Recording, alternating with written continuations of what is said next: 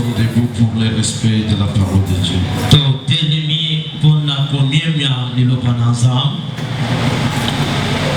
On nous lit en Luc 17, 11 à 19. Luc 17, 11 à 19e verset. Jésus se rendant en Jérusalem, Yesu akotaki na Yerusalem, passait entre la Samarie et la Galilée.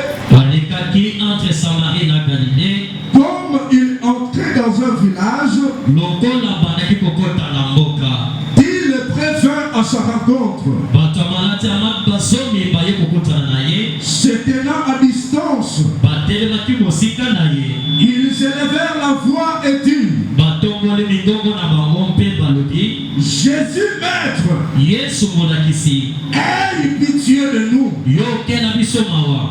Dès qu'il les eut vus, Tango ye komona bango, il leur dit: bayebisi bango: allez vous montrer au sacrificateur. bokende komitangisa liboso ya banganga Nzambe. Et pendant qu'ils allaient, Tango na ye ekonisama. J'ai béni aussi toute l'église ce matin nazopambola mpe ekelesi ya mobimba tongo oyo ya lelo, parce que le pays est en train de traverser un moment où je peux appeler un moment de trouble. pamba te mboka eza na kati ya kokatisa eloko oyo nakobenge ete ezali eloko ya nyamunyamu. Un moment où tout le monde veut vraiment obtenir quelque chose à manger le premier, quelque chose à se vêtir le premier. eloko oyo wapi ebele bazoluka eloko kani bakoki kolia mokolo ya yambo, eloko kani bakoki komilatisa mokolo ango ya yambo. Mais dans toutes ces choses, retenez ceci. Kasi na kati ya makambo nyonso wana bosima oyo, Qui de vous, par ses inquiétudes, qui de vous, par ses inquiétudes, peut ajouter une coudée à la durée de sa vie?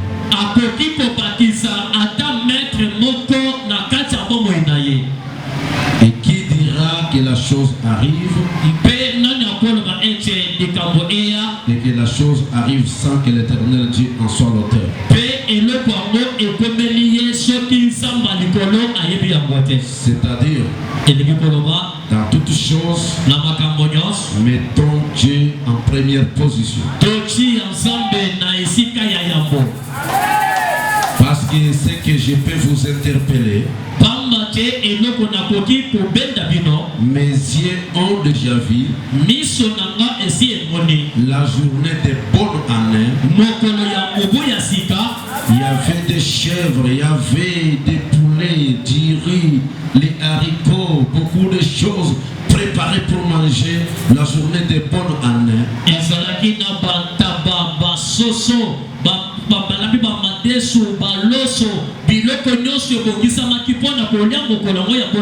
Et la mort était survenue seulement le jour des bonnes années.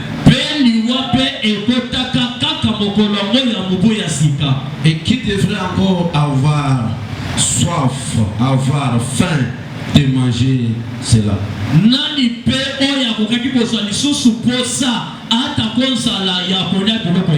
Mais si nous avons soif et faim de Dieu,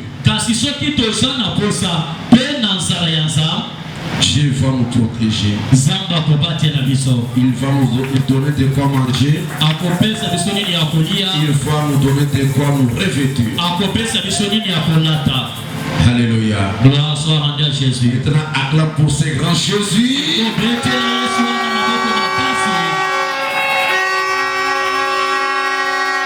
Que Dieu nous bénisse. Gloire à Jésus. J'ai béni les enfants de cette maison qui avaient fait leur sacrifice pour montrer au central que de l'autre côté, Dieu Sainte-Thérèse existe.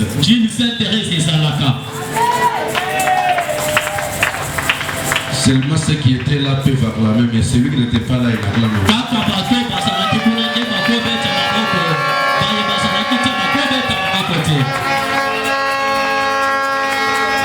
Et Dieu bénisse cette église. Parce que c'est une église qui marque toujours des vies. Et là-bas, on disait toujours Dili. Quand même, il y avait des défenseurs d'Indil. Il y avait des défenseurs d'Indil Sainte-Thérèse. Alléluia. Amen. Ceux qui étaient là savent ce que j'ai dit. Merci beaucoup. Alléluia. Amen. Maintenant, celui-là qui n'était pas là.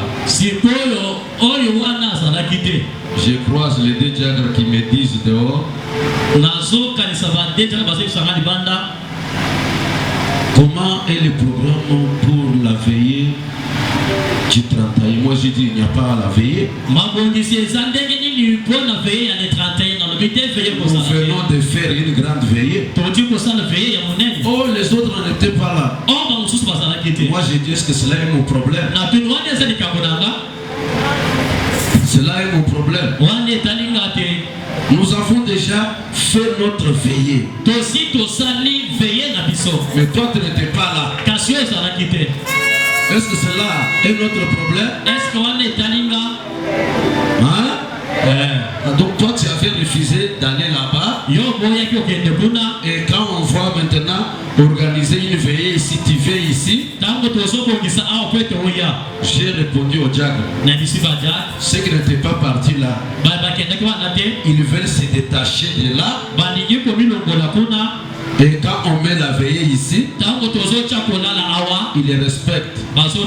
Quand on met là-bas, ils ne partent pas. Ils disent que nous aurons notre veillée ici. Hein? C'est pas possible ça. Alléluia. Amen. Parce que ceux qui te savent veiller. C'est lui qui ne peut pas partir là-bas. Il dira non, les nôtres est ici. Les nôtres là-bas n'étaient pas des nôtres. Nous sommes déjà bénis. Nous sommes déjà bénis là-bas. Là, tu ne peux pas partir. Laisse-nous te donner la petite bénédiction. Mardi, je vais passer jusqu'à 6h du matin. Quand tu m'attends, toutes choses n'ont jamais été identiques. Voilà pourquoi, en titre de rappel, dans une grande veillée, le thème était intitulé démarrage automatique par l'aide du Saint-Esprit. L'année qui commence, il y aura une bénédiction qui sera ainsi démarrée par l'aide du Saint-Esprit.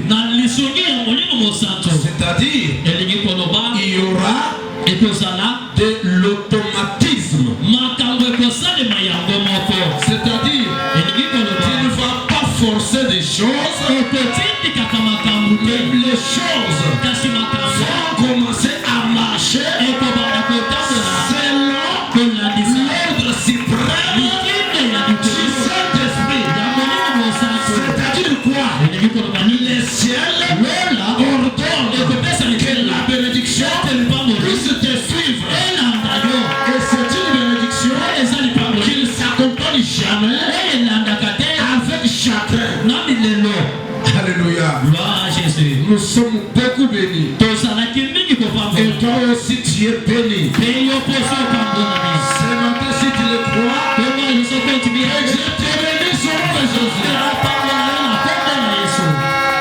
Alléluia. Gloire à Jésus. Démarrage automatique, ya lolenge yango moko mais par l'aide kasi na lezana ya du lisungi Saint-Esprit. ya molimo mosa C'est-à-dire, elingi koloba quelqu'un qui était au bout, moto akomaki na suka quelqu'un qui était sans espoir, moto oyo azangaki elikya mais le Saint-Esprit lui vient en aide. kasi molimo mosantu ezoya kosunga ye Quelqu'un qui ne marchait pas, moto abandaki kotambola il te commence à marcher. azobanda kotambola Alléluia. gloire à Jésus pepa loboko na Dieu yo le bénisse. gloire à Jésus. La reconnaissance à Dieu est l'inventeur.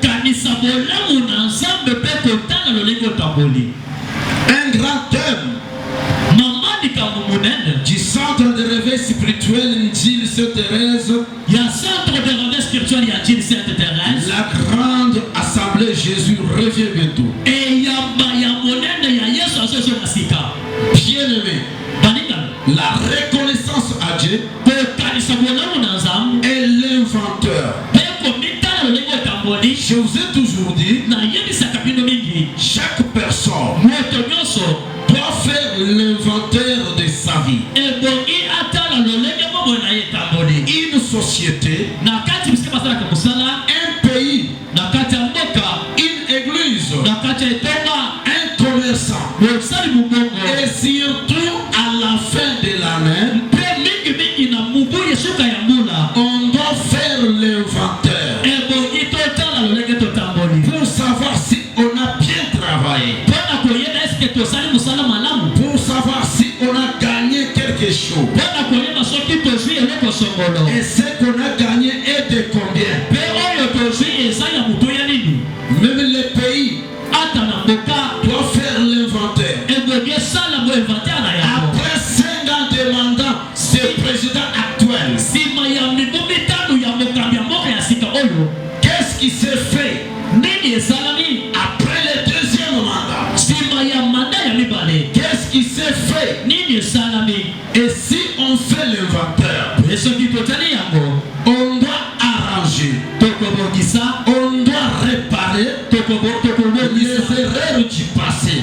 mbebe oyo elekaki Alléluia. amen Là où on avait eu des échecs, esika wapi tozaki libongotolo qu'est-ce qui nous avait amené à des échecs? nini ememaki biso na libongotolo Et on doit réparer mpe bakobongisa pour ne plus retomber encore dans les échecs. po ete tokwai lisusu te na mbeba Mais ici, kasi awa l'inventaire de chaque enfant de Dieu, komitala ya mwana na nzambe nyonso un, ya yango l'inventaire est d'abord spirituel. komitala ya yango ezali ya molimo On commence par faire l'inventaire spirituel. tozobanda bomoi na yo ya molimo Pourquoi on commence avec les spirituels? mpona nini tozobanda na ya molimo Parce que pamba te c'est le spirituel eza ya molimo qui engendre le matériel. yango nde ekotaka ya nzoto C'est pourquoi on doit d'abord commencer tala ntina ebongi tobanda à faire l'inventaire spirituel. kosala inventaire ya molimo L'année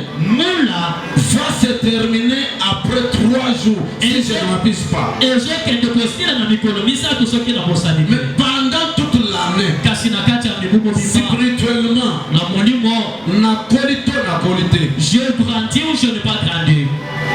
Alléluia. Gloire soit rendue à Jésus. Nazakaka mwana to na koli. Que continuerai-je être encore petit ou je grandis? Vie na ngai ya losambo. Ma vie de prière. Nabandaki kosambela 3 fois par jour comme Daniel. J'ai prié 3 fois par jour comme Daniel. Mais sikoyo nasambelaka combien de fois par jour? Mais actuellement, combien de fois que je prie les jours? Il y a des gens Et ça n'a pas trop. qui priaient beaucoup. Mais depuis qu'il a commencé à utiliser l'internet, les réseaux sociaux, même prière il y a collier blé avant il y a collier blé à ça la sous de apostana. même la prière de la sanctification du repas l'a oublié. Biloko nyonso sombaka na weze ezalaka kaka malamu te. Toute chose qu'on achète dans des marchés n'a jamais été bon toujours. Ezana bato basalaka baceremonie na babiloko ezala na tembele ezala nini bazosala baceremonie bazoboka bamaladi na babiloko wana. Il y a de ces gens-là qui font des incantations, même dans des feuilles de patates, même dans des feuilles choses-là. Mais une maman chrétienne Mais kasi maman ya losambo. qui prépare cela, Oya zola bayango. elle le dépose, elle commence à manger avec ses enfants sans prier. Azola machona mesa. Abadi kolia na bana sambelite. Maladie kokota.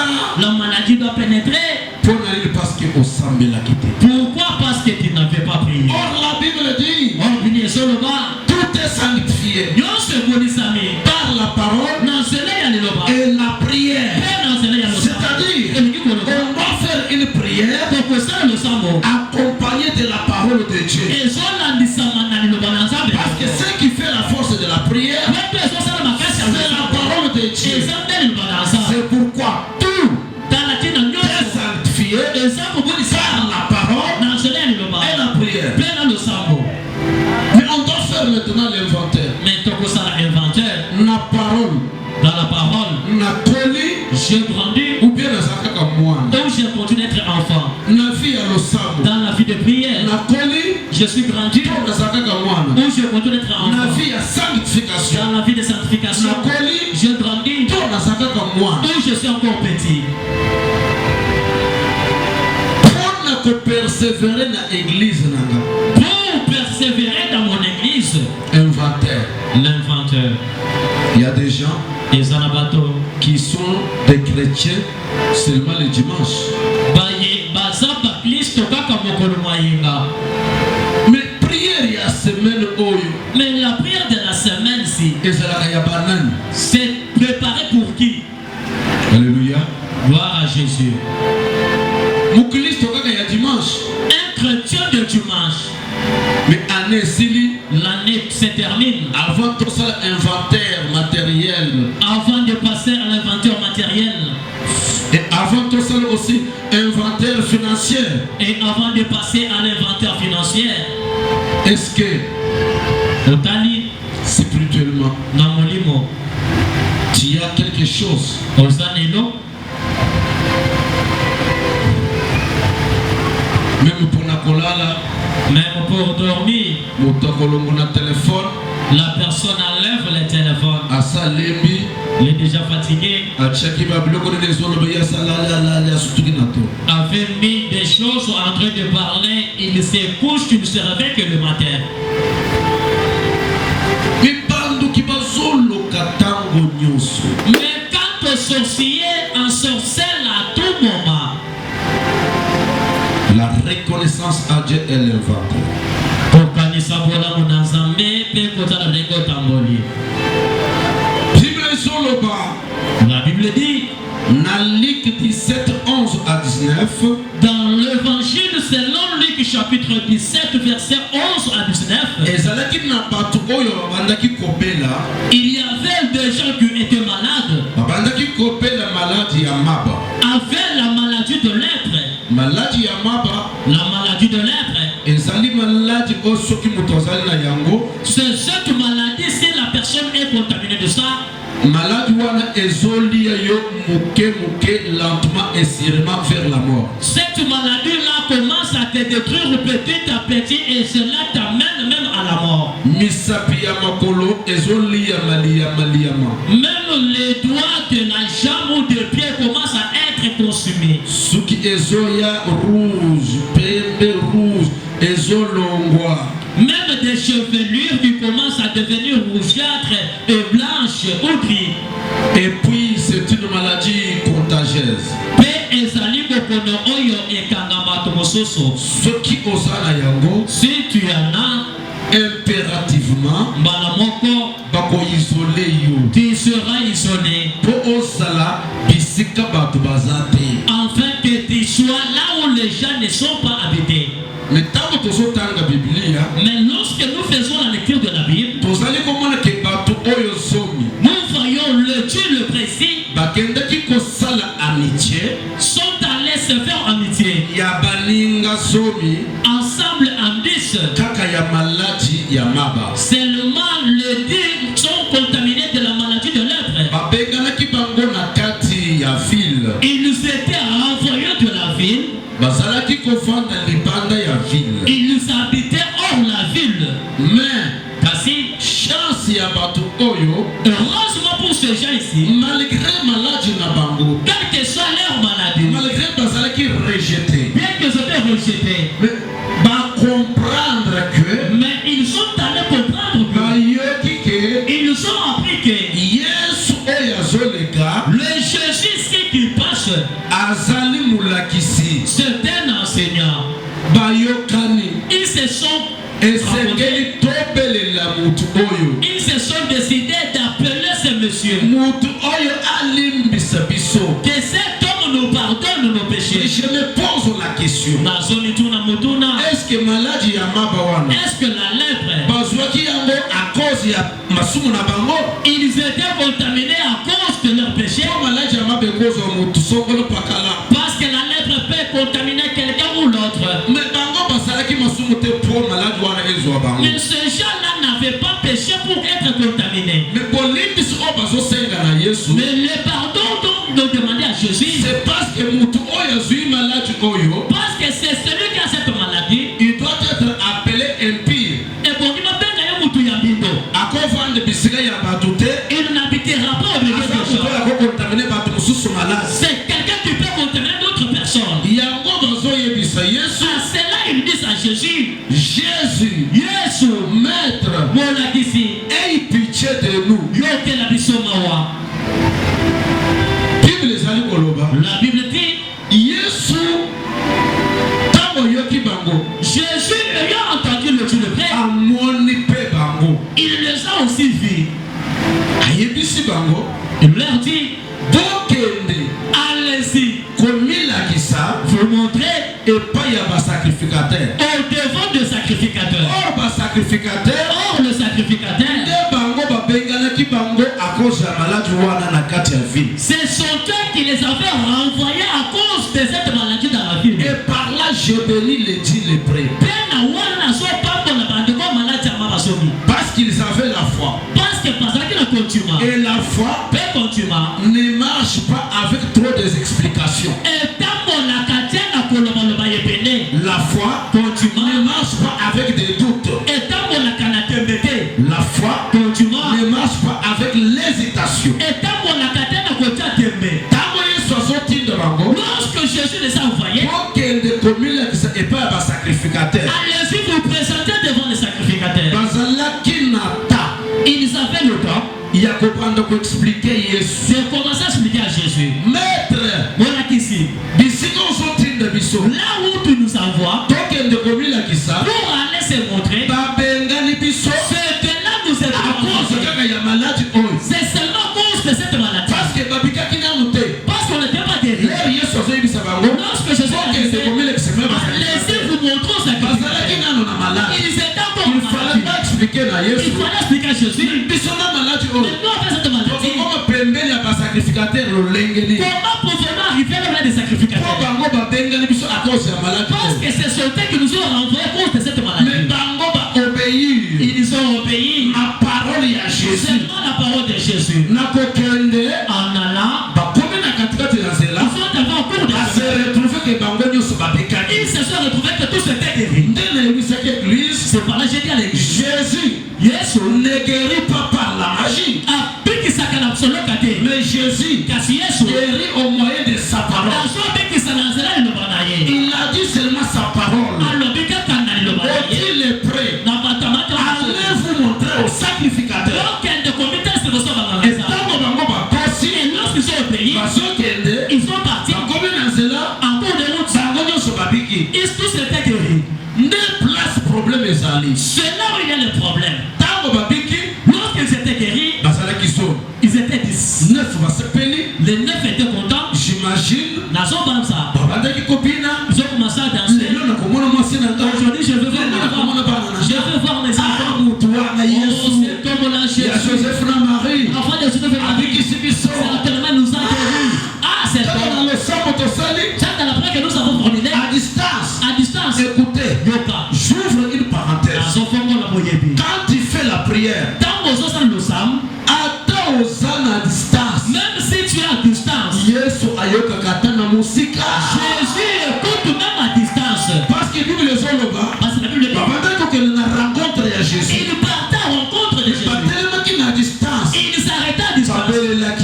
Ils ont écrit à Jésus.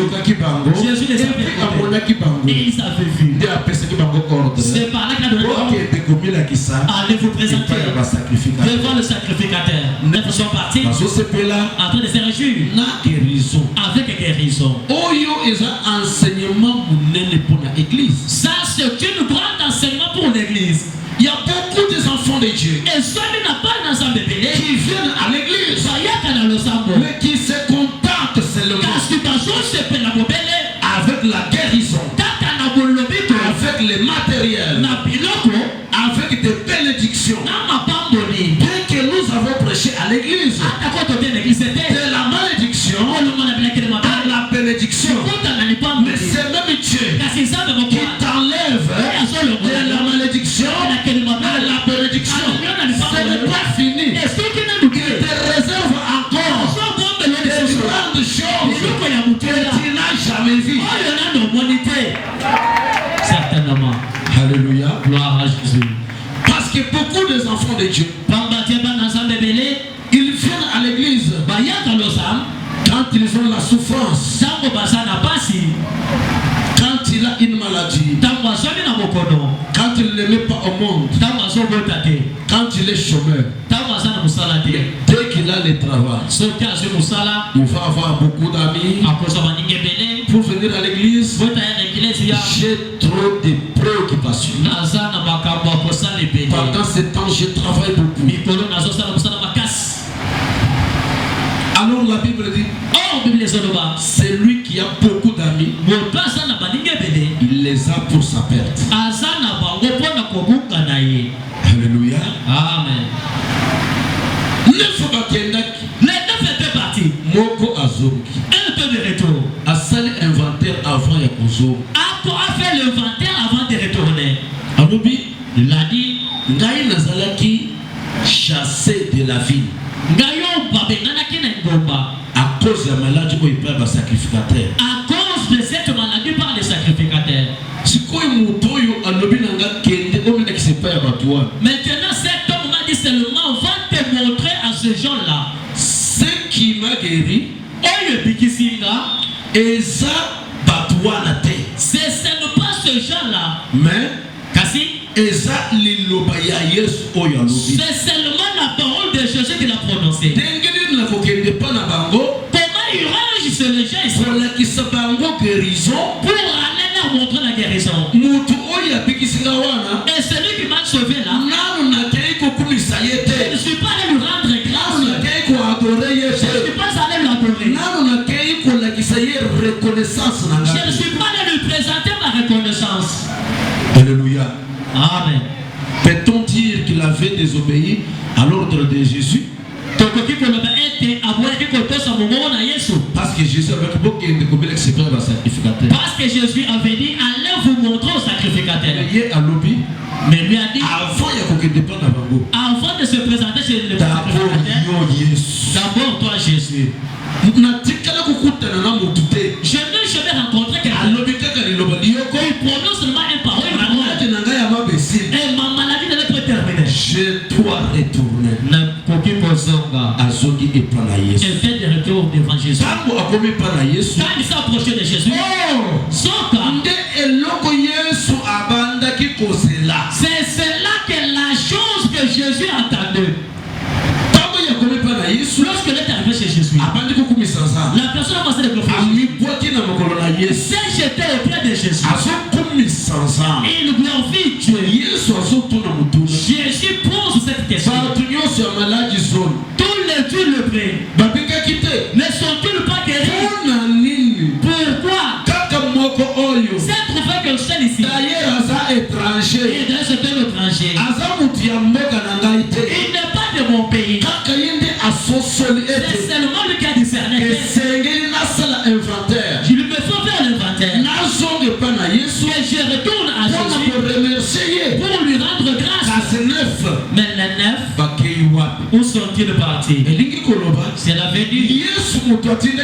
Jésus qui nous avait envoyés. Alors nous montrons au sacrificateur. Mais Kasi, il attendait, bien qu'il partait.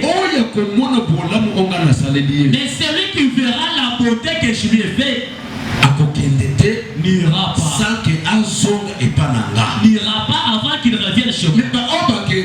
Mais c'est que tu es parti. N'était pas de retour. Jésus n'était pas content de ces 9 là. La deuxième des choses, n'avait pas donné le salut à ces 9. Alléluia. Gloire à Jésus.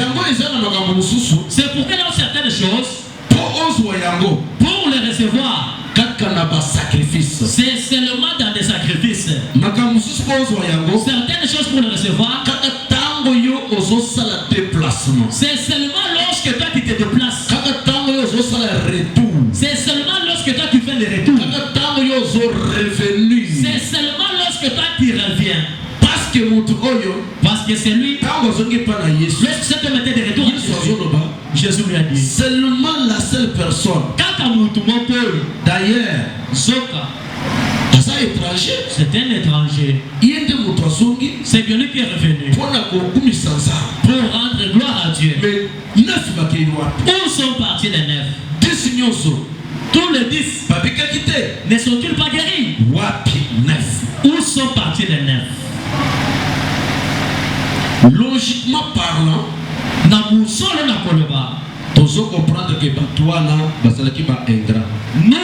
comprenons que les 9 là étaient désœuvrants. Alléluia. Amen. Mais Jésus dit, mais comment? Les gens avec la maladie de lèpre, ils sont guéris, ils sont partis. Il nous manquait la reconnaissance. Mais cette même question peut nous revenir ce matin. Jésus pose la question. La question de savoir, est-ce que tous les enfants d'Indil s'intéressent? Je ne les ai pas protégés. Mais année yangoyo ezosi. Mais voici l'année s'écoulée. Prière peut-être nambola mobimba à cause de la aye 3 fois nambola mobimba 3 fois. Il y a de ces gens-là pour toute l'année, il a fréquenté l'église que 3 fois. Alléluia. Amen.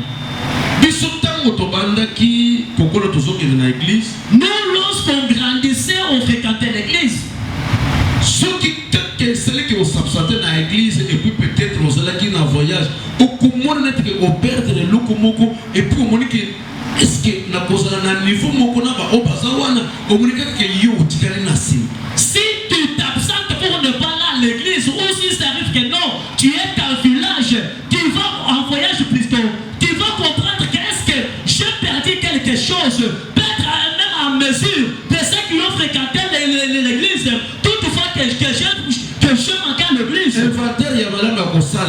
La meilleure inventaire de faire. Est-ce que pendant toute une année, est-ce que la absence dans l'église est abonnée? Mes absences à l'église c'est combien? La deuxième. L'année s'écoule aujourd'hui. Qu'est-ce que j'ai déjà fait pour l'église? J'ai bien servi au Dieu ou mal? Alléluia. Amen. Nous passons. Il lui dit, lève-toi. Tellement. Comme tu es revenu, lève-toi. Tellement. Va. Ta foi t'a sauvé. C'est pourquoi j'ai toujours dit à l'église, revenir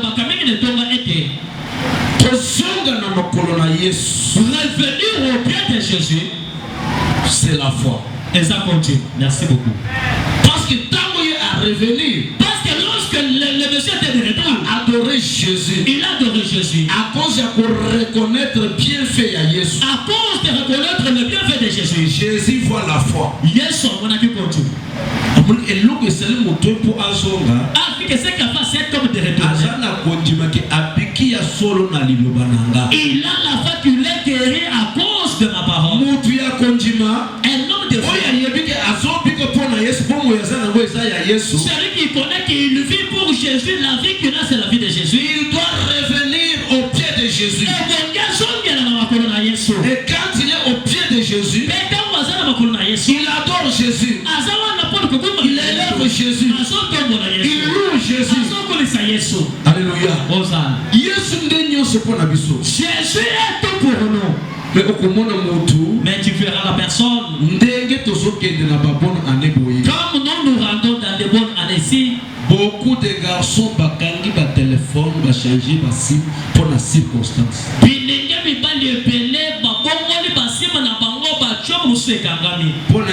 Pourquoi? Nicolas ba demande ba cabello et pas ya ba jeune. Ces derniers temps beaucoup de demandes de cabello chez les filles. Ba demande na suka mbula. Les demandes à la fin de cette année. Mais la émission. Mais je te dis. On là pas passer ba changer ba sim na. Tu vas voir, ils ont déjà protégé pendant toute une année. Mbala mususu ba chela ka poisson mais on vend na kita poisson au bima. Et pendant où tu vas, on avait jeté le mauvais sort. Tu ne peux pas atteindre. À cause de Antoine son battu là. À cause de cet homme-là qui te protégeait. Mais c'est tant que yo rien à l'église na tomber à l'église. Mais lorsque quand tu viens à l'église ce matin, attitude na yo. ton attitude. Et ça y a mon tour, ça na reconnaissance dans ça. Et son panier de l'esprit de condamnation. Na molimo ya accusation. Avec l'esprit d'accusation. Yeza bango. Lui Dieu là. Nous l'avons longtemps prié. Les enfants de d'autres. On les a déjà fait là.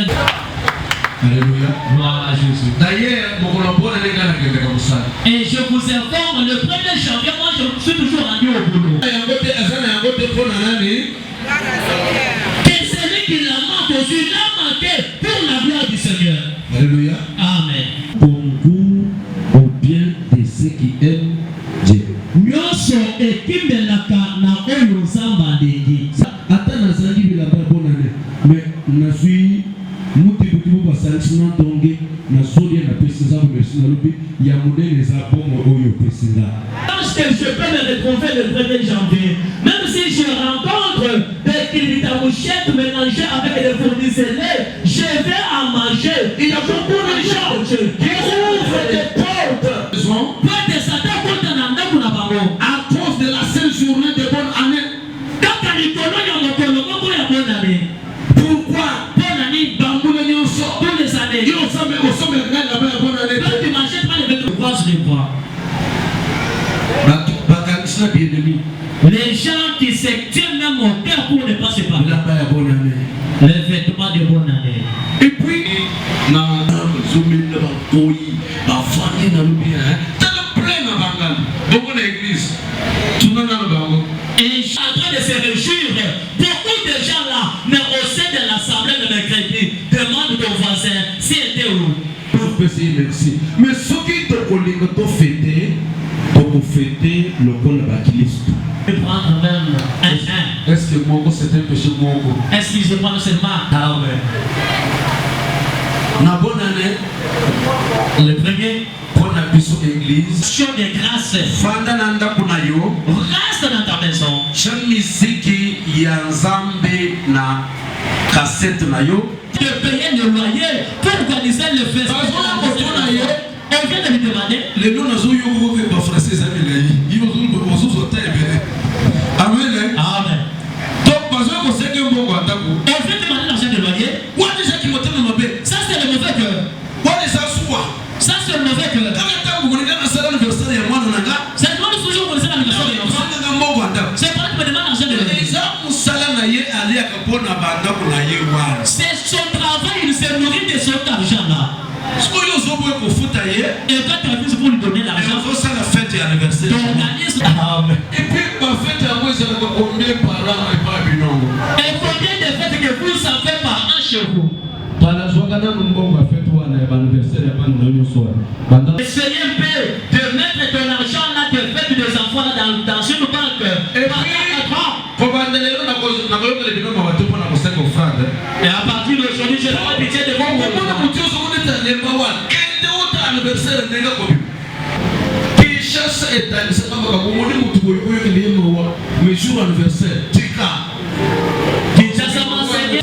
Et de faire le 21. J'organise des anniversaires. Ce n'est pas mal, c'est bien. Mais, parce que na compte na ngana za na combien? J'ai combien dans mon compte? C'est ça. Alléluia. Amen. Koli? Non. Okomelo koli? Non.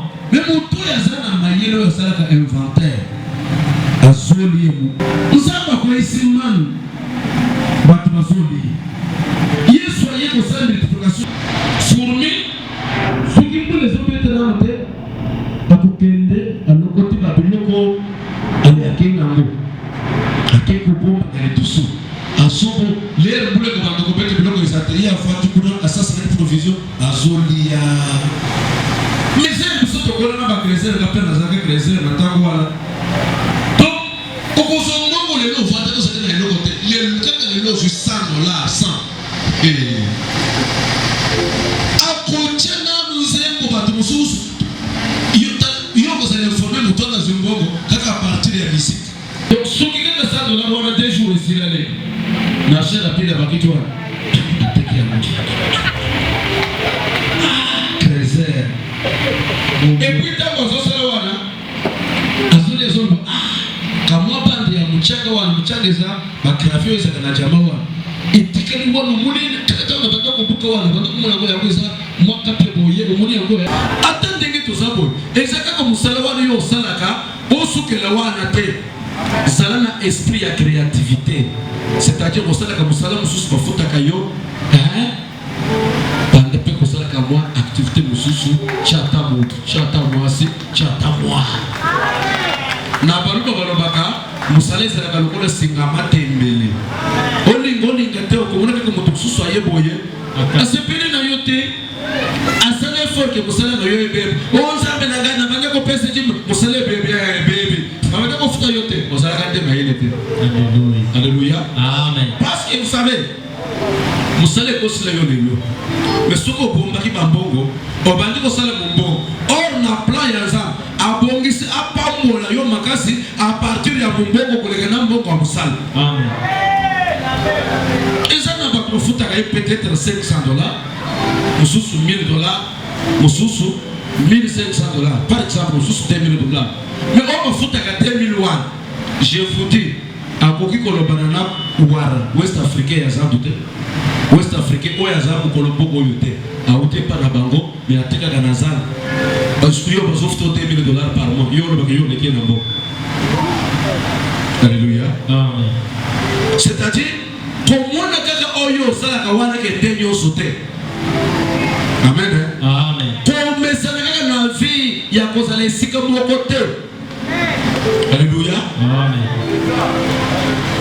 Fia ke biso toza ba rejeter tomesana boye biso toza ba to malade ya maba totikaka ya boye c'est fini tozelaka liwa te. Il faut qu'on change vision na yo ko changer façon ya komonela makambo. Amen. 2025 et kozala kaka ya toye totei tokeni yo zakaka ndenge wana ozo changer te to $500 kaka bato moko jour ni okopesa $100. Wow. Alléluia. Amen. Ngana salaki na kanda na église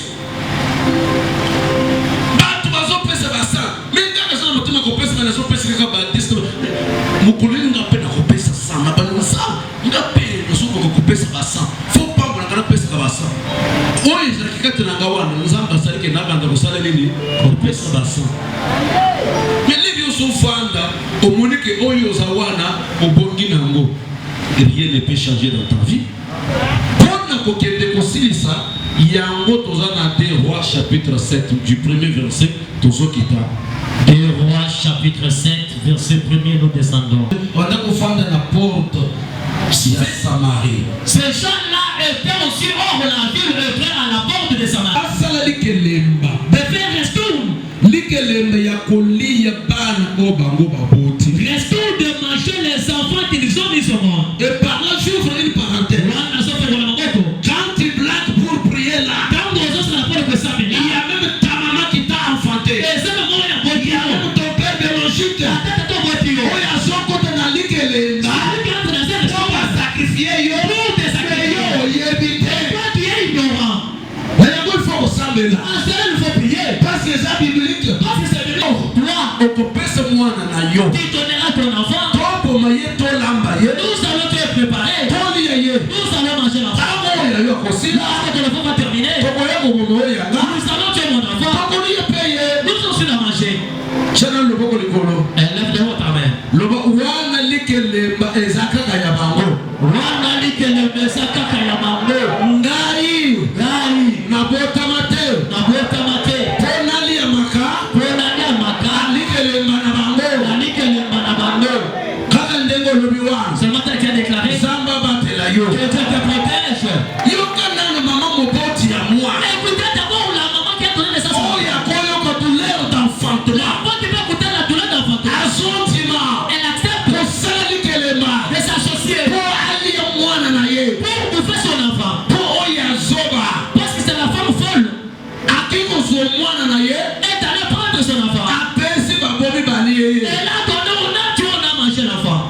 ntango wana asilaki Lorsque la viande était terminée, aye koya na moninga elle est venue à l'autre. pesi siko oyo yo Sacrifie maintenant ton enfant. toboma ye On la tue. tolia Et nous allons manger. boyebike bato baliaka bato bazaka banani Vous savez que ceux qui mangent, les gens sont les sorciers. bandoki ya bible bango oyo Ce sont les sorciers de la Bible. baliaka bango bango babota Ils avaient mangé le sapin, ils avaient enfanté. ezosalema ntina moma na biso Cela se pratique jusqu'à son jour. basi bakotamaka elemba On a fait des coalitions. tokofete ndenge nini Comment nous allons faire? ilfo opesa mwana na yo tolie ye na bonane me azoyebisa yo yo ata basengi yo bakomona yo te awa yalola azosekilize yo makila na yesu Son sang, le sang de Jésus.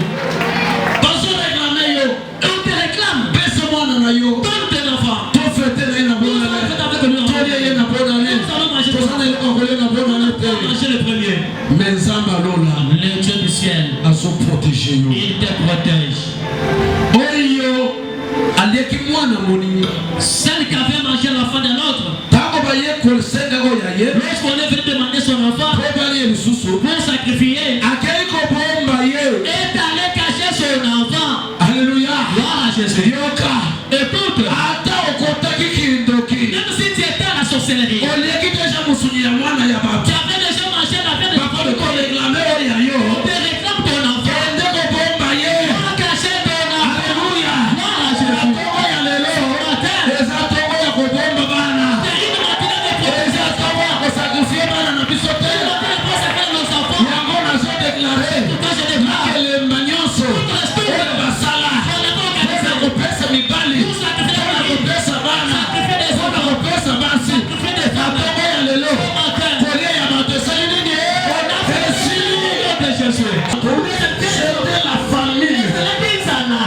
ezalaki nzala me moto oyo apesaka solution na nzala eza jésus-christ de nazareth parce que bible ezoloba na samarie nzala ekotaka jusqu'auprès yake motu ya ane na nzala bato bakosambela le changement eza te bato bakosambela bakozolaka na nzala bakozozanga bilei wapi nzambo oyo azomona mwasi oyo azobelela ye orwa mokonzi orwa nakosauve yo na nini na biloko ya pressoir na biloko ya wapi nazanga na reserve te roi akanisaki ke awe azosenganga asauve ye lokola conjoncture lokola famille eza na mboka azolinga nasalisa ye peut-être na provision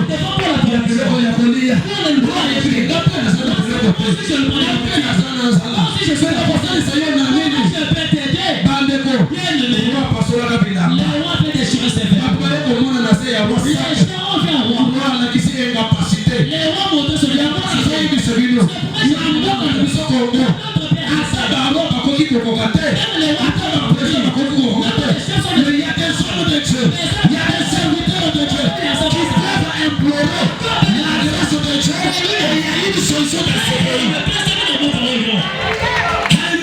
Et le Congo charge.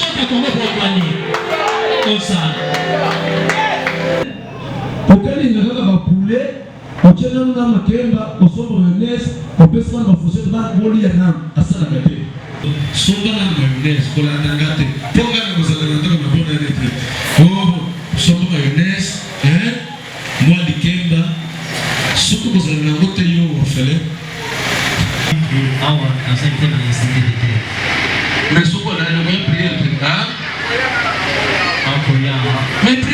dimanche ya moyo.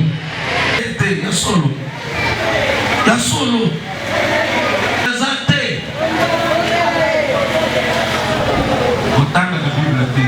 Afrika dole papa Pablo makambuana unatiki yango. Attends, ça t'es invité sur le voyage. D'accord. Oui, invité. Non, on va aller le dimanche. L'église de Sakamakangwe. Inventé l'autre bien, vous savez, c'est ça. Il y a un dimanche au pays dans le monde, parce que il y a des bagages. Bagages. Ah ouais, dans cette année, mais ce qu'on a, le même prière, hein? Mais prier la dimanche, la bonne. Était la solo. La solo. Ezate. Otanga ka Biblia te. Afrika dole papa Pablo makambuana unatiki yango. Attendez. Votre na policier na basoda ba yebi makambo so bako kangaye à cause ya abandon de postes. On a que nous sommes médicatés. 15 jours. Bon, 15 jours. Abandon de poste Josué. Pour ma campanza, vous voyez bagaté. Pour tout ça, vous voyez Kakaboui. Attendez, Kakaboui. À des hommes, c'est le moteur des cas. On est par exemple, papa, on est sur. Aya Kakane, que les lots, n'a pas eu les lots sont morts par non. À quoi comme Kakaboui. À quoi le côté, on regarde le côté, à quoi côté, on yo. Et l'autre, c'est le logo. Moutou, abandonné na Kamutuka, oye, bakité. Alléluia. Mais Josué, pour y essayer de fêter et pas à papa Pablo. Mais, Ndaï, na Kosonga, na Tabanana, après la fête de Moli Yango. Na lequel place à bien Moli Yango. Amen. Maître Jésus-Christ. Jésus. Lorsque ces gens-là ont mangé, ils ont pensé à leur famille. J'ouvre une parenthèse. Quand je te bénis, pense aussi à ta famille. Est-ce que le message est bien passé? Quand je te bénis, pense aussi à ta famille. Attends pour la bonne année. Même les jours de nouvel an, ton frère qui n'a pas la possibilité, si mangerait un poulet avec le riz, à cause de toi, ne manquera pas de prier pour toi. Et puis bien fait, et puis il s'en va et tu n'as jamais reste jamais non reconnu. Alléluia. Amen. Comme le moutou, Azana Mbongo, Ezaya Kisi. Occupez ce moutou à tête de la tête et que nous sommes poulet. Alléluia. Amen. Nayango avant tout si les symboles boyo. Avant de cette année, et qu'on sait tout ça acte d'amour. Nous ont demandé de faire un acte d'amour. Alléluia. Amen. Acte d'amour. Acte d'amour. Au tel que moutou oyo azasser na biso église. Patala elongi otala ka moutou wole moutou azana elo côté. Ne regarde pas seulement la face que non, c'est Thomas quelque chose, non. Au péché soso. Tu lui donnes un poulet. Ndekonanga. Bien-aimé. C'est par l'amour. Yo peut-être que vous pesa yo. Donc si quand on te donne, on te wana za kofinga nga, yo bele bayibi se que nganje mutuna za ko pa ba za kamona ko. Et puis soka katelo linga ngo komitu ndenge pasteur le bekili kambo. Tala. Ukuru mutu mususu uyipo sunga ye, ya le nazo pona ko sunga yo. Mais yo babisio nga saka yonde mutu bongi na nyos. Famille yo se bonga, ayipo na ko pesa nga yao. Kaka ya ndenge wana boye ko pesa nga yango. Ko pesa lo bitenge wana boye la nga yango. Amen. Par l'amour, on peut te donner quelque chose. Somba soso, lié foufou là-bas. Sambelele ndebonayo. Amen. Amen. Batouana, ce genre-là, lorsque ça fait manger. Et puis, je donne un conseil. Dans ce que ça fait tourner. Si tu n'es pas encore rassasié, si tu n'as pas encore approvisionné tes poches, n'allez pas encore donner. Mais c'est la Bible, non? Bible est le Bible. Lorsqu'ils ont d'abord mangé, rempli leurs poches, et tondi, rempli, c'est par là qu'ils sont passés. Nous ne faisons pas la bonne chose. Nous nous avons mangé. Nous sommes rassasiés. Nous avons rempli nos poches. Mais si nous n'allons pas parole de na ba famille na biso dans nos foyers, na mboka na biso dans notre bango village, baza na nzala elles sont affamées. eza eloko ya mabe. C'est la mauvaise chose. Cette journée c'est une journée Et ça me de bonnes nouvelles. Il y a ça me Donc pour annoncer bonnes nouvelles allons annoncer bonne nouvelle. Et aussi, bale kozwa biloko viens sa provision. balia Qu'il trouve à manger. oza na poste ya mosala Tu es dans un poste de travail. omoni bazoluka ndeko yango kozwa mosala wana Tu vas chercher quelqu'un qui peut être engagé. po tokokana na ye nga nasalaka ye mpe asalaka awa Que je commence à me comparer avec lui, que nous travaillons ici. yango eza makambo eza ebele ya kotangisa eglize Il y a beaucoup de choses enseignées à l'église. po ntango tolobaka baorgueille Quand vous parlez des orgueillés, eza kaka bato ya mbongo te ce n'est pas seulement les riches. parmi bato ya mbongo Parmi les baorgueille bazalaka il y a des orgueilleux. bamosusu baza na mbongo me baza na orgueil te Ils sont simples. parmi bapauvre Parmi les pauvres, baorgueille il y en bazalaka a qui sont des orgueilleux. mosusu mpe Les autres aussi. bazalaka na orgueil te me aza pauvre Non pas l'orgueil, mais sont me pauvres. okomona pauvre Mais tu peux trouver un pauvre. ye atambolaka kaka makolo Lui, il roule toujours à pied. transport na ye Sur le transport, ezalaka nguba c'est la rue. nguba Les cacahuètes. alleluya Amen. akosomba nguba On va acheter des cacahuètes. atie na poche Ça, il faut sikoyo nzela eza molai une longue chemin. azotambola On va s'en manger. azolia nguba wana po nzela ye ya mokuse azokaka moko na monoko Il marche dans la route des autres. Il marche. nguba wana nde transport na ye Pour lui, les mais soki cacahuètes remplissent le kaka transport. otumboli ye Mais si tu lui provoques seulement, mama Aïe, aïe, olilisaka nini qu'est-ce que tu peux me montrer? yo Toi, yo soso mbongo yo quand tu as gagné de l'argent, yo oza moto apasi ko toi, tu t'es pas yo moto apasi oyo Toi, tu es yo moto apasi oyo olingonanga nini un souffrant, tu me dire quoi? moto apasi oyo azoloba Un souffrant que tu passes, azotambola na keti na ye il roule dans une petite voiture. soki moto asi asombi keti Si quelqu'un déjà papa azalaka moto apasi ya lolenge na oyo yo te n'a pas la souffrance comme toi, toloboka vérité ils sont la vérité. moto adépense atoloba ata 5 000 dollars ata asombi aoka azo 3 000 asombi keti sikoyo tala oyo eza serke yo million ti carton ya papa ngo oyo osala mpona carton oyo papa yoso osomba carton wana kuti bintu bikobo bitengele na shuyisha kubia kuna na shimuchilo to eza na biloko mosusu ata ozotega soki okota nango na chilo bata na saili po bato papa orgueil ozosalela nini orgueil ya pamba nguba yango osombaka 500 yango ya yo te osengeki epai ya moto soki osoyebisa moto karton oyo karton bokende na babalabala ebele bafingaka bato soki olandeli kaka boye limbisanga nazoya jour mosusu omona motuka ya kala dimanche nazoya soki nga na petite hotel nazozwa atreke mbutala moto boye me moto wana ye ayebi kodela route te akangi kaka kote oyo biso tokokotela sikoyo azo empêche nga abandi kotumbanganga eyo mwana moke nga mpe nalataki chemise na ngai ezaki na drapeau awa ya rdc omoni mwana oyo amoninga lokola papa fiston na ye na motuka na kare liboso na kiti yo omani atali chemise ngai osananga na olingi nakanga yo na yo na motuka na yo naboko papa limbisa akiti banako limbisanga nayebi te eske kote otambolisa kote papa limbisanga nga nde naza na erreur azongisi mokadere kaka bi ne faut pas kotambola kaka lokola soki oza na bible c'est la brise Sango.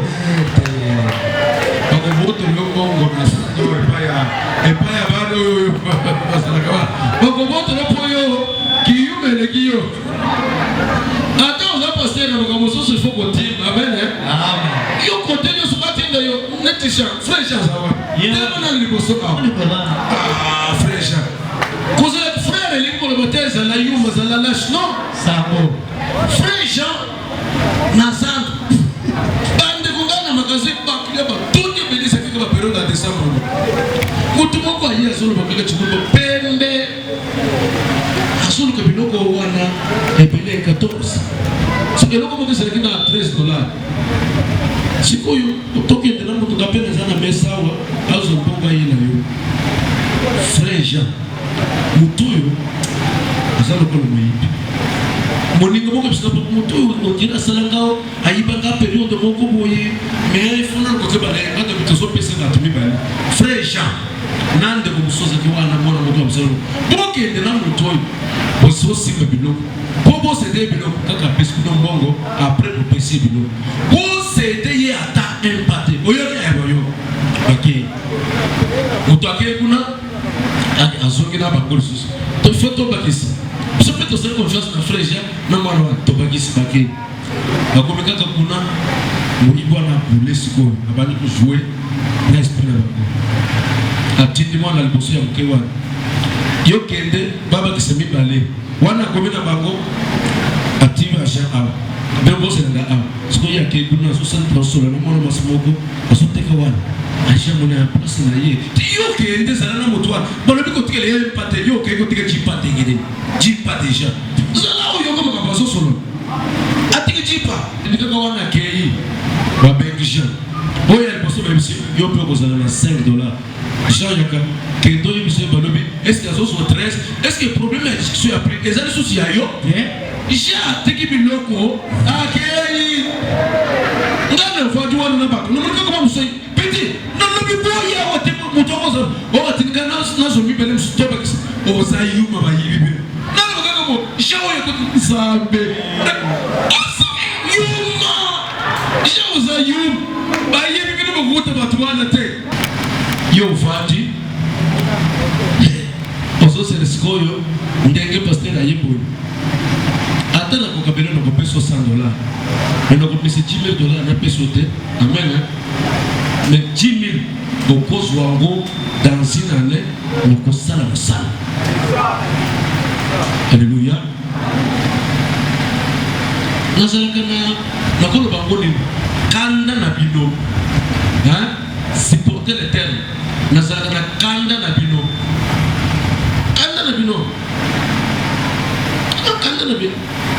et puis les qui n'ont pas beaucoup tant on est kanda na bino wana bisanga bisanga ko na kanda na bango papa na comprendre makambo yo banda ko bisanga na moni yango na misu ba étranger bazo ute bana ba ya ona ba termos bazo teka café ti lobikuna mesa ndio tu bloque bande ko naye lobikuna patron mais patron wana ko kute na 5 heures na 5 heures asa la mkinete nga nazanga pungia ko saganate to sali veiller bo veiller après 4 heures so qui traite na côté na bureau ya papa allez na bibeli na simakulu akei na côté na ndako na bongalo na musala quel sacrifice na pongi mais mutu ala zangi $10 te mais na pongi ya veiller obibi boyi par exemple 5h45 au côté de ces observateurs des autres membres et nous avons posté responsable na kofanda na lali na lamuki na lobi bana na ngaba ko chela ngaba mbongo na kokoma kuna na sengi ba $200 100 a pesi ali na ye na lie na la non muto ya ye na ndako na ngaba so ba ebiso azate ya so mama jema ya kutinga deje osona ote na pongi ti ser boko se na veille central ali papa na pongi na pongi ayo afanjwa mais ndeko moko akamusanga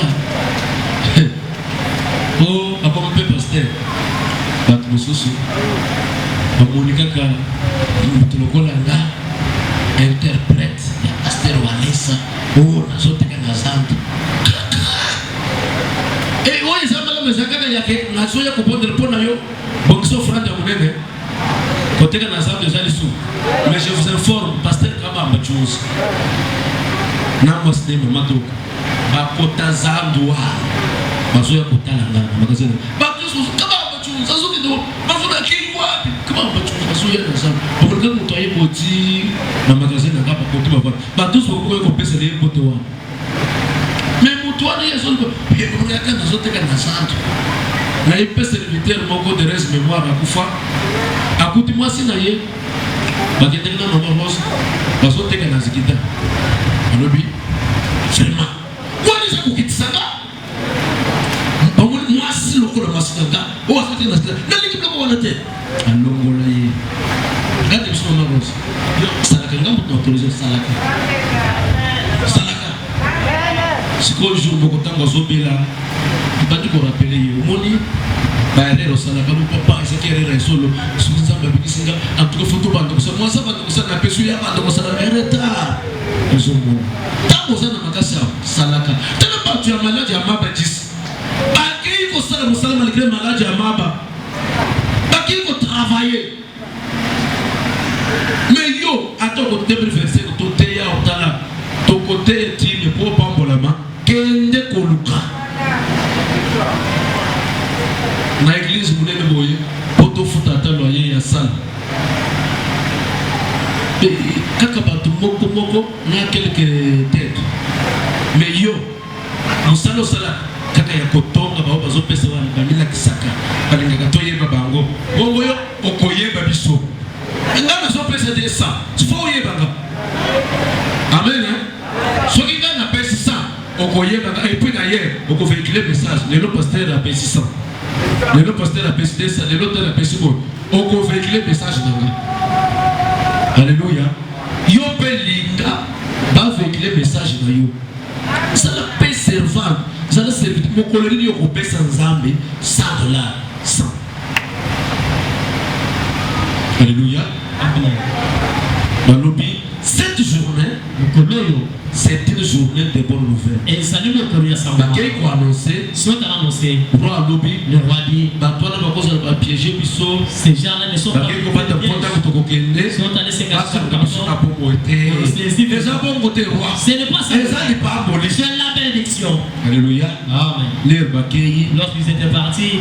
Bazui biloko. Ils ont ramassé les biens. Bazui biloko. Ils ont pris du bien. Bazui biloko. On a pris de bien. Or biloko baba. Or, on est bien compris là. Ezalaki, ba fenêtre ya lona oyo officiel avec atanza mafongola kotala. Ako fongola ko ba lona wa. Ako fongola ka lona c'est-à-dire parole oyo ezepi na lona. Hein? Zamba zo fongola à partir ya parole na ye. Parole ezepi na lona. Mais biloko ezaka na mokila. Oui. Élisée a lobby. Élisée a dit. Mais biloko bimeli wapi? Mais les biens sont sortis. Na Syrie. En Syrie. Les Syriens étaient en fuite. La famille était arrêtée en famille, en Samarie. Cet officier-là, comme les les 75 les gens ont étouffés. Mais les choses il y a une parole et un prophète. Il le met à cause de parole des prophètes. Prophète à l'obaki. Le prophète à l'obaki. Tu es tenu de toucher la scène. Le fonds, mais c'est le bon. Mission deuxième. Comment il y a un mot? Tu ne mangeras pas cela. C'est pourquoi je m'adresse. 2025. C'est ça, année à réussite. C'est une année de réussite. Année à démarrage automatique. Année à automatisme. Oh non, c'est comme on ça là. Mécanique.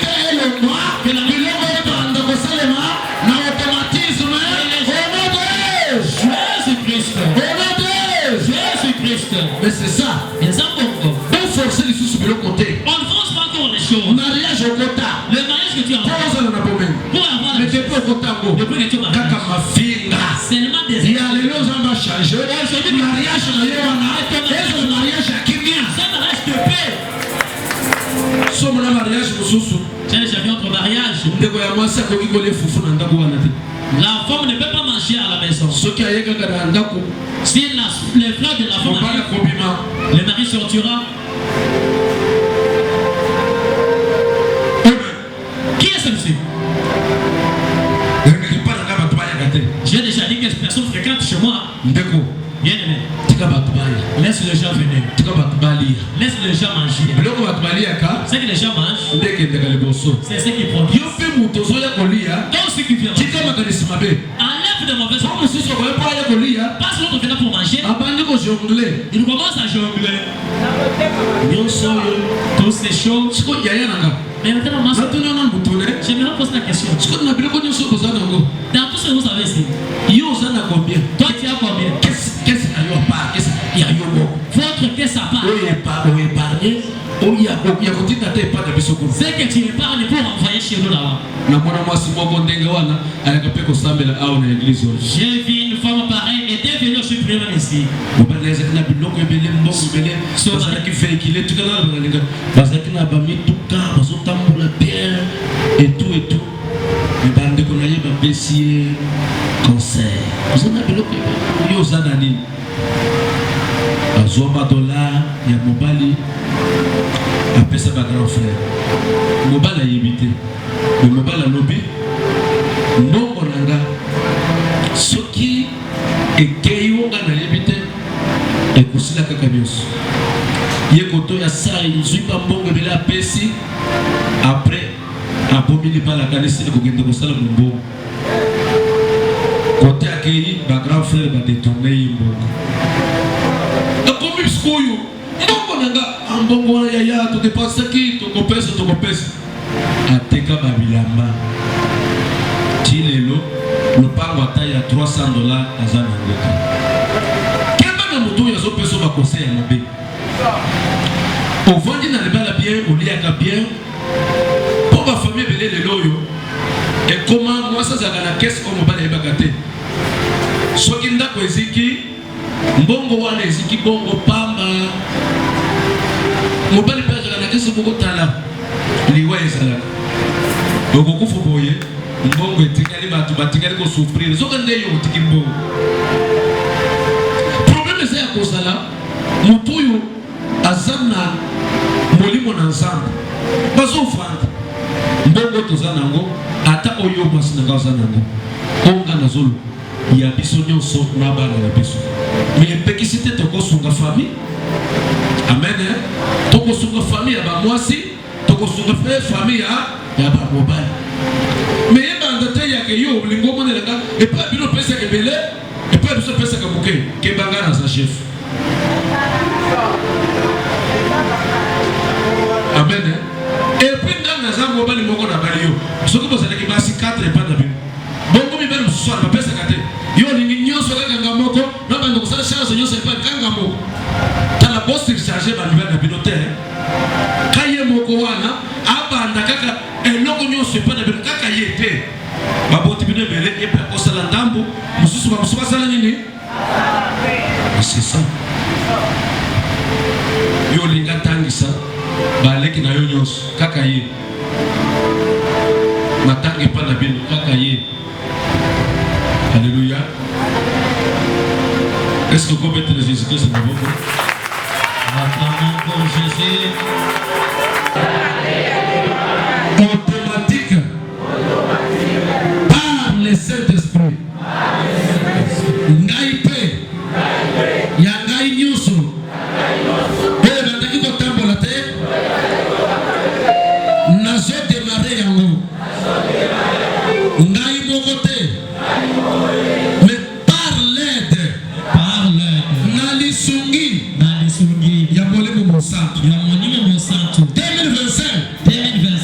Nazo banda. Na vitesse moko. Ya kosakana te. Ba oba sobi mapa.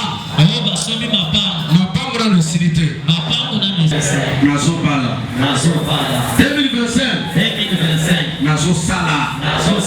2025. Nazo soutenir musala na sa. 2025. Na mokolo ya Yesu. Au pied de Jésus. Au nom de Jésus. Na 2025. Na kozala kana mokolo na Yesu. Chole kwa baba likolo. Mayeba kite. Kebosala kama kelema. Ya kolia kabatu. Bosali kelema. Bobole moto na bonane. Kasi Yesu azopesa solution. Mutu moko. Bokolia yete. Na bonane. Bonane. Loma yeli pamboli. 2025. Na lingi nalia. Mayonnaise. mayonnaise ezanga te. Nazoyemba banzembo ya Jésus. Nazokumisa ye. Nazozwa musuni. Nazotia na mayonnaise. Nazolia. Na bana nanga. Nazoyebisa bango. Yesu elenge. Au nom de Jésus-Christ. 2025. Nakozala chétif te. J'arrête. Au nom de Jésus. La mort. Pour moi. Pour ma femme. Pour mon mari. Pour mes enfants. Pour mes frères et sœurs. Pour ma famille. Au nom de Jésus. Salam Kaminanga. Kobanda Sikoyo. Na vitesse makasi. Sanctification. Ekozala vie nanga. Ekozala vie nanga. Élévation. Ekozala vie nanga. Dignité. Ekozala vie nanga. Au nom de Jésus-Christ. Stabilité. Ekozala vie nanga. Maternité. Ekozala vie nanga. Au nom de Jésus. Je peux mettre Jésus-Christ sur mon bout. Merci beaucoup. Vous avez la parole. Que Dieu nous bénisse.